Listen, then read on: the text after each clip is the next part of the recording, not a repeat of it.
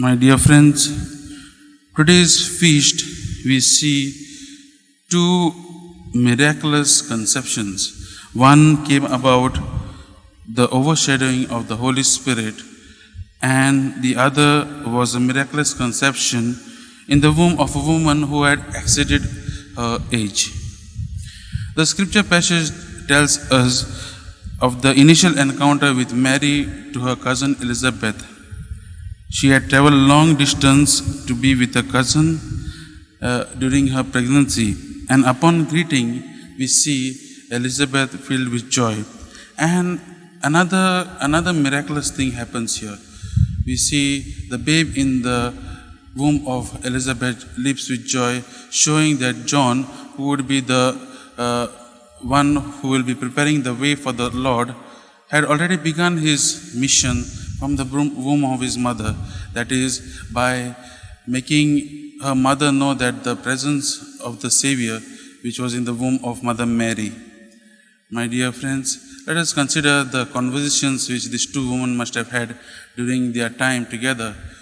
It must have led to that sharing of the spiritual gifts of joy, the joy which only our God has given, which God gave to them through these conceptions of both their sons. My dear friends, joy is what they were sharing with each other, and this is the same thing which they ask of us from the Lord. We let us ask God to give us that experience, just like these two women, Mother Mary and Elizabeth, who experienced God in their lives through these conceptions and through this meeting with each other. Let us experience the joy which God gives us, so that we know the will of the Father in our lives. Today's feast is also a kind of a feast which calls us, gives us a kind of a missionary look.